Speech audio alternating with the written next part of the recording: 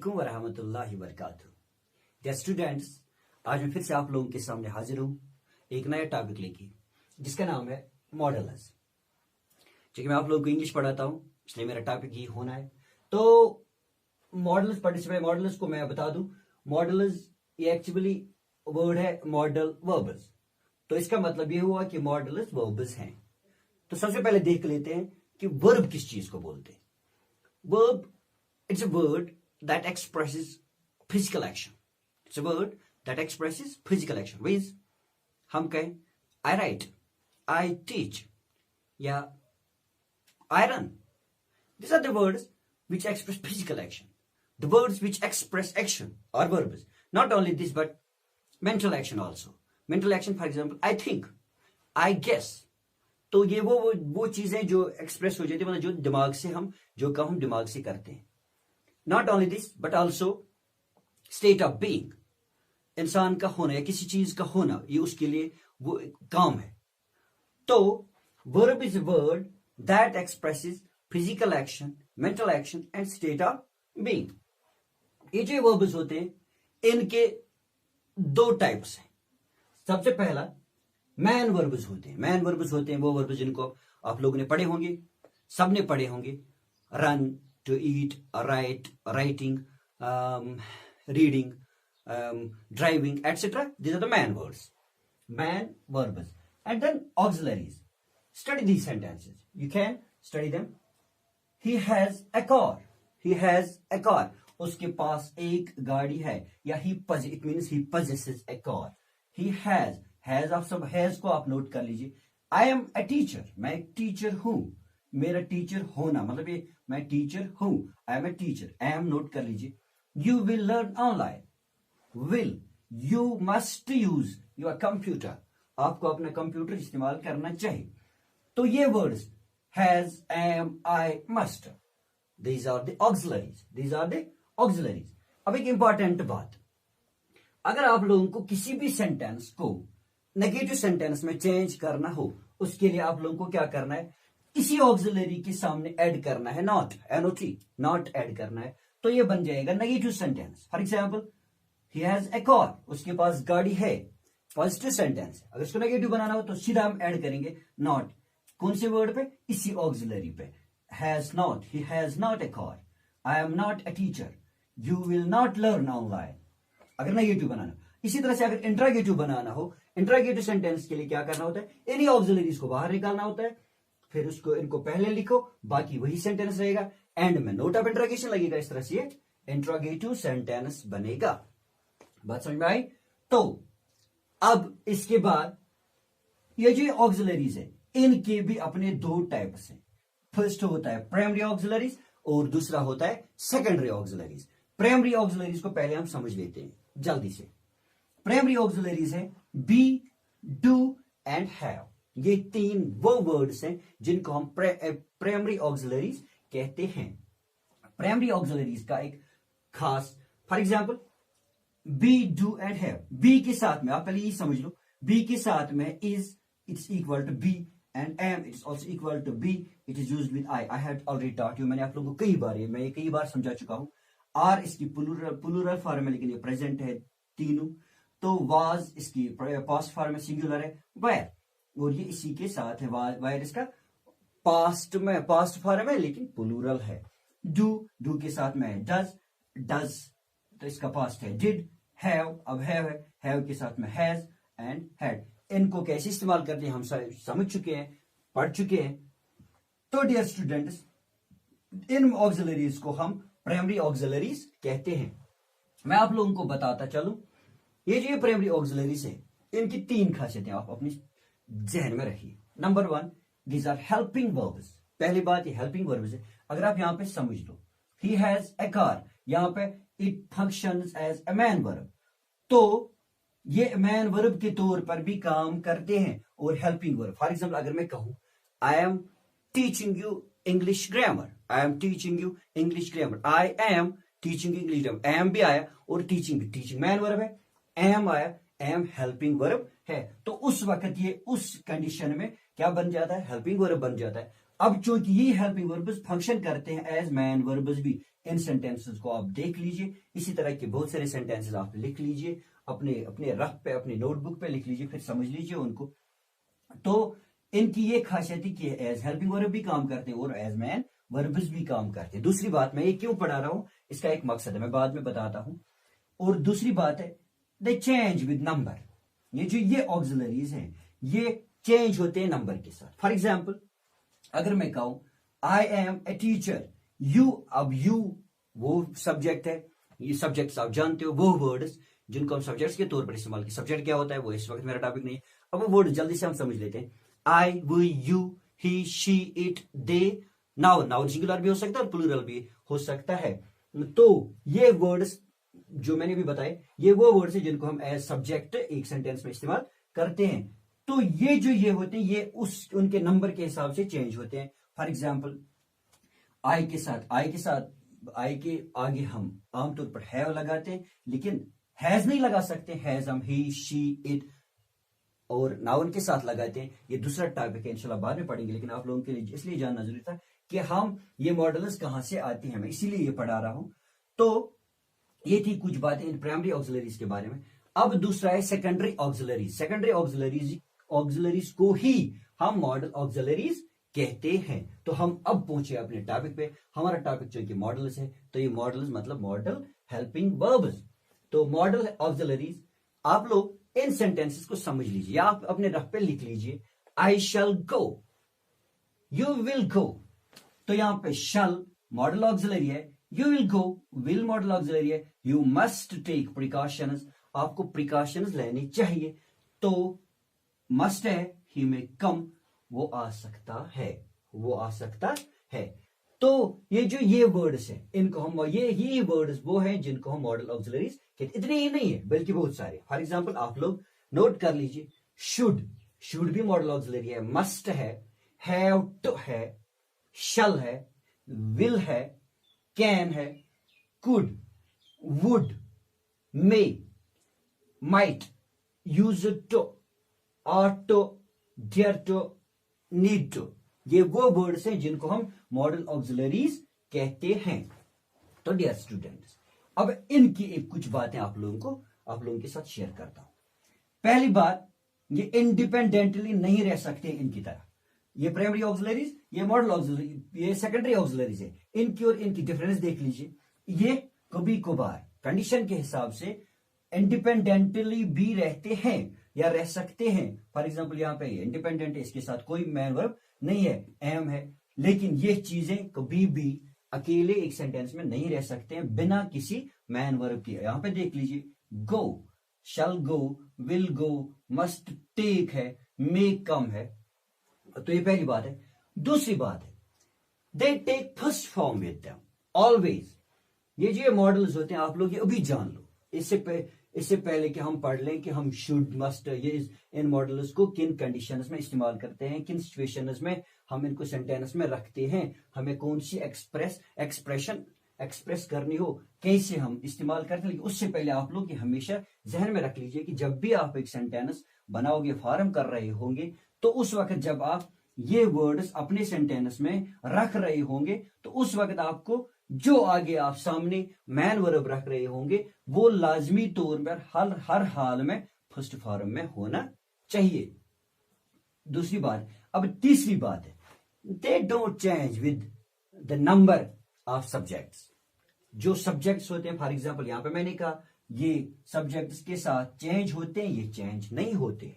For example, आप लोग ऐसे समझ सकते हैं, अगर मैं कहूं I can do it, you can do it, they can do it, he can do it. इसी तरह से आप लोग फिलहाल इतना समझ लीजिए। तो हम पढ़ रहे थे मॉडल्स। मैंने अभी आप लोगों के लिए लिखे थे सारे मॉडल्स के कौन से मॉडल्स हैं। तो ये मॉडल्स हम किस वक्त, किस टाइम पे अपने सेंटेंस में इस्तेमाल करते हैं, किस टाइम पे अपने सेंटेंस में हम इन मॉडल्स को लिख लेते हैं। तो डियर स्टूडेंट्स, उसके लिए मैं आप लोगों को बता दूं कि जब हमारे जहन में कोई ऐसी फीलिंग हो, फॉर एग्जांपल ड्यूटी की कोई फीलिंग हो, ड्यूटी बताने की, किसी को ये फीलिंग एक्सप्रेस करनी हो, एबिलिटी या कैपेसिटी, परमिशन, कैपेबिलिटी हो, इसी तरह से इंटेंशन हो, फ्यूचरिटी हो, डिटर्मिनेशन हो, रिक्वेस्ट हो, ऐसी फीलिंग्स को एक्सप्रेस करने के लिए हम इन मॉडल्स को अपने सेंटेंस में इस्तेमाल करते हैं। तो डियर स्टूडेंट्स, सबसे पहले हम पढ़ लेते हैं शुड, मस्ट और हैव टू को एक साथ में पढ़ लेते हैं, क्योंकि इनमें एक इनको पढ़ते पढ़ते आप लोग इनमें जो डिफरेंस है उससे आप लोग समझ सकोगे कि हम इन तीन को किस तरह से इस्तेमाल करते हैं। तो सबसे पहले हम बात कर लेते हैं शुड की। शुड हम उस वक्त इस्तेमाल करते हैं जिस वक्त जब हमें किसी को सजेशन देनी हो, एडवाइस देनी हो। फॉर एग्जाम्पल, हम किसी से कहते हैं कि you should help the poor, you should help the poor, फिर वो उसे हेल्प करे या ना करे हमें उसके साथ मतलब नहीं है। डॉक्टर हमें जब दवाई प्रिस्क्राइब करता है उसके बाद कहता है you should take this medicine, फिर हमारे घर तो नहीं आता है कि नहीं आप लोग ये इस्तेमाल करो। उस वक्त यानी उसकी उस बात में जोर नहीं होता है, कोई स्ट्रॉन्गर वो एक्सप्रेशन नहीं होती है कि नहीं आप लोग ये कर लेना।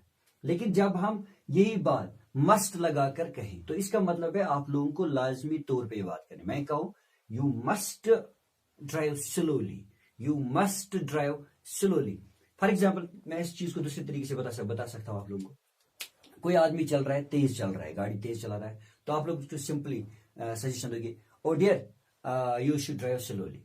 लेकिन अब अगर ये आपका ये भाई है, वो गाड़ी तेज चला रहा है, आप लोगों को उसको क्या करना है, उसको इस तरह से कहना है you must drive slowly, you must drive. आप जोर लगाकर उससे कहोगे कि नहीं आपको हर हाल में या लाजमी तौर पर गाड़ी आहिस्ता चलानी है। अब हैव टू है, हैव टू बी इसी तरह की फीलिंग को इजहार करता है, लेकिन उस वक्त जब ये कोई कानून हो, जब ये कोई लॉ हो, फॉर एग्जाम्पल जिसपे हमें जुर्माना हो सकता है। फॉर एग्जाम्पल, जब हम स्कूल आते हैं तो हम आप लोगों से कहते हैं you have to wear your uniform, तो ये कानून है स्कूल में कि आप लोगों को यूनिफॉर्म पहन के आना है। तो हम कहेंगे यू हैव टू, या you have to be in time, या you have to reach school before 10, या और you have to wear helmet, you have to wear seat belt. जब कोई कानून की बात हम कर रहे हो तो हम हैव टू इस्तेमाल करते हैं। तो ये तीनों चीजें सजेस्ट करते हैं, लेकिन इसमें ज्यादा जोर है, इसमें इतना जोर है कि जब भी कोई कानून की बात हम कर रहे हो। होप कि आप लोगों को ये समझ में आ गया होगा। तो आप लोग अपने घर में किताब भी खोल सकते हैं, उस पर भी ये दिए गए हैं, इंग्लिश की जो टेक्स्ट बुक है उस पर दिए गए हैं, इनको थोड़ा सा एक्सप्लेन किया गया है वहां पे। उसके बाद है विल और शल, इन दोनों को एक साथ में पढ़ लेते हैं। विल और शल का क्या होता है?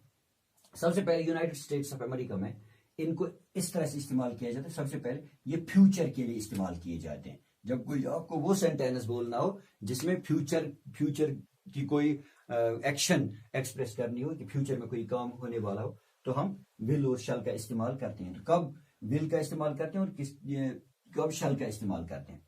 डियर स्टूडेंट्स, शल उस सूरत में शल और विल बराबर है, लेकिन जो वर्ड्स हम सब्जेक्ट्स के तौर पर इस्तेमाल करते हैं उनमें फर्स्ट पर्सन होता है, सेकंड पर्सन और थर्ड पर्सन, तीनों के अलग अलग मतलब सिंगुलर होते हैं, प्लूरल होते हैं। तो जो फर्स्ट पर्सन है उसके लिए हम सब्जेक्ट इस्तेमाल करते हैं आई और वी। तो आई और वी के साथ हम शल इस्तेमाल करते हैं। हमें फॉर एग्जाम्पल मुझे कोई काम करना है, कल कोई काम करना है, तो मैं कहूंगा आई शैल गो तो समवेयर, जहां मुझे जाना हो तो मैं वही कहूंगा आई शैल गो या वी शैल गो। तो अब दूसरे सेकंड पर्सन और थर्ड पर्सन उसमें आते हैं यू, तो हम यू के साथ इस्तेमाल करेंगे you will go, they will go, he will go, she will go, etcetera. तो सिर्फ आई और वी के साथ हम शैल इस्तेमाल करते हैं। बाकी जो ये हैं सब्जेक्ट्स है, वो वर्ड्स है सब्जेक्ट्स के वर्ड्स, तो उनके साथ हम विल इस्तेमाल करते हैं।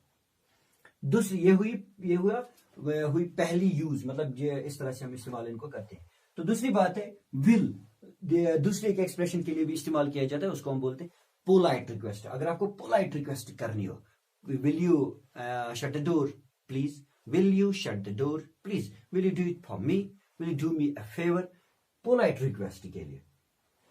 अब shall to express suggestion, shall we go out for walk, shall we go out for walk, suggestion express करनी हो कि क्या हम वॉक के लिए चल सकते हैं या वॉक के लिए जाएं, तो उस वक्त हम शैल इस्तेमाल करें। तो मैंने पढ़ाया आप लोगों को कि शैल और विल को पहले आप फ्यूचर के लिए जब इस्तेमाल कर रहे होंगे तो पहले आई और विल के साथ हम शैल इस्तेमाल करते हैं फ्यूचर एक्शन के लिए, फ्यूचर एक्शन जब हम एक्सप्रेस कर रहे होंगे, और विल बाकी जो रह जाते हैं सब्जेक्ट्स के वर्ड्स उनके साथ। और दूसरी बात है विल हम इसके अलावा हम इस्तेमाल करते हैं इसको पोलाइट रिक्वेस्ट के लिए, और शैल को टू एक्सप्रेस सजेशन। जब हमें सजेशन एक्सप्रेस करनी हो तो उस वक्त हम क्या इस्तेमाल करते हैं, शैल इस्तेमाल करते हैं। इसके बाद है कैन हम इस्तेमाल करते हैं जब हमें कोई अपनी एबिलिटी बतानी हो कि मैं ये कर सकता हूँ, वो कर सकता हूँ, तो उसके लिए हम कैन इस्तेमाल कर सकते हैं। फॉर एग्जाम्पल मैं कहूँगा आई कैन टीच यू, या आप लोग कहोगे we can learn, we can do it, we can do that. जब आप अपनी एबिलिटी क्या आप लोग ये कर सकते हो उस एक्सप्रेशन को बयान करना हो तो आप लोग कहोगे आई कैन, या we can, they can, etcetera. इसके अलावा परमिशन, अगर आपको किसी को परमिशन मांगनी, लेकिन इसको हम इनफॉर्मल परमिशन, यानी उस एक्सप्रेशन को हम इनफॉर्मल परमिशन कहते हैं। जब आपको परमिशन लेना कि कैन आई लीव, ये फॉर्मल परमिशन नहीं है। उसके लिए मे आई लीव तो हम पढ़ लेंगे इंशाल्लाह। कुड, अब कुड है। कुड सबसे पहली बात यह है कि कुड को हम इस कैन के पास्ट टेंस के तौर पर इस्तेमाल करते हैं, लेकिन कब, सिर्फ और सिर्फ इंडायरेक्ट स्पीच। फॉर एग्जांपल आपका कोई सेंटेंस है, ही सेज, सेंटेंस होगा he says I can do it, तो अगर आप इसका इंडायरेक्ट बनाना हो तो उस वक्त हम कहेंगे, या he said I can do it ये हो तो आप लोग कहोगे he said that he could do it, he said that he could. अगर उसने कहा हो कि सेंटेंस इस तरह से हो he said I can do it, तो आप लोग कहोगे इंडायरेक्ट में he said that he could do it. तो ये किसके बदले में इस्तेमाल होता है, पास्ट टेंस में या इंडायरेक्ट स्पीच में, कैन के बदले में। उसके बाद है मे होता है टू सीक परमिशन, जब आपको परमिशन लेना हो फॉर्मल तरीके से, मे आई लीव सर, या मे आई लीव, या मे आई गो आउट, या मे आई डू दिस, या मे आई टेक योर पेन, या मे आई टेक योर कार, मैं आपकी कार ले सकता हूं क्या, तो उस इजाजत के लिए हम मे इस्तेमाल करते हैं। या अगर आपको इस तरह की इसमें पॉसिबिलिटी जिसमें हो, आमतौर पर हम कहते हैं it may rain, it may rain, या it may not rain, it may not rain, तो पॉसिबिलिटी है उसमें। और इसके अलावा विश, जब आपको अपनी विश को एक्सप्रेस करना, विश होता है for example may you live long, may you live long, may God bless you, तो ये विश है, दुआ है, तो उसके लिए हम इस चीज को एक्सप्रेस करें, अपनी दुआ जो आपके दिमाग में, दिल में दुआ आ रही है, उसको किसी को देनी हो, दुआ देनी हो, तो उस वक्त आप अपनी इस एक्सप्रेशन को, अपनी फीलिंग को इस तरह से बयान कर सकते हैं, may you live long, may God bless you, may almighty Allah bless you, etcetera. Then there is might, might is इसी तरह से पास्ट ऑफ मे, लेकिन इंडायरेक्ट स्पीच में। और इसके अलावा जब लेस पॉसिबिलिटी हो, जब कम पॉसिबिलिटी हो, फॉर एग्जाम्पल इट माइट रैन, जब आपको किसी को सजेशन देनी हो कि आप अपना छाता साथ ले जाइए, बारिश होने वाली, जब आपको कंप्लीट या सही तरीके में आपको अंदाजा हो कि नहीं होने वाली है, जब लग रहा हो पॉसिबिलिटी हो, तो मे इस्तेमाल करते, इट मे रैन। जब आपको लग रहा हो कि नहीं भी हो सकती है, तो आप कहोगे it may not rain, sorry it might rain, या इट माइट नॉट रैन, इस तरह से।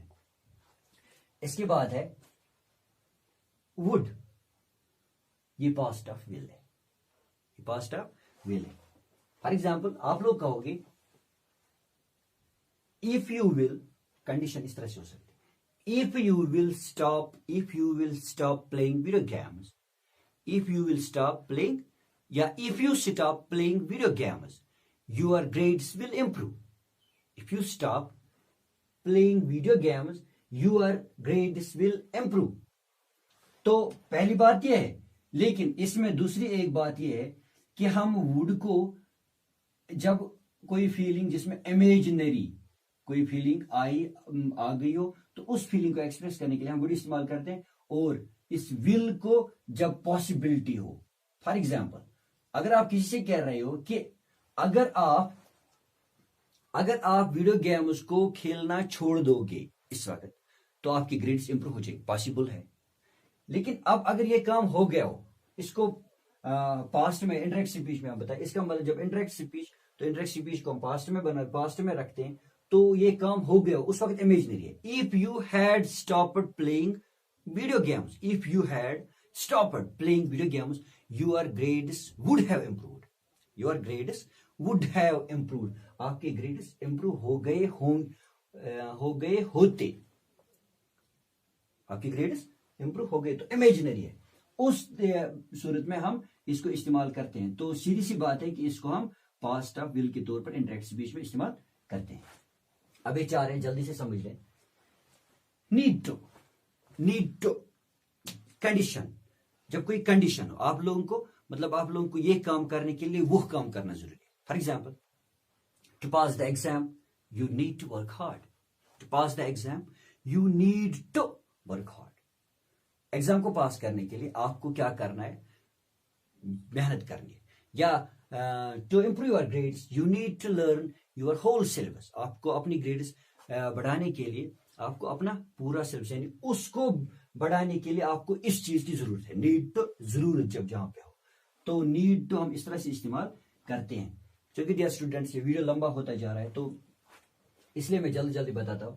डियर टू होता है जुर्त करना, जुर्त। Would you dare to speak about oppression? क्या आप डियर करोगे, क्या आप जुर्त करोगे to speak about operation? Would you dare to speak truth? क्या आप सच बोलने की हिम्मत कर सकते हो, जुर्त कर सकते हो? इसके बाद है ought to। ought हम उस वक्त इस्तेमाल करते हैं, उस वक्त जब कोई मॉरल एक्शन होने वाली हो। For example, you ought to fight for your country, you ought to fight, you ought to help them। जब पजी तुमन, या आपको उसकी मदद करनी चाहिए थी।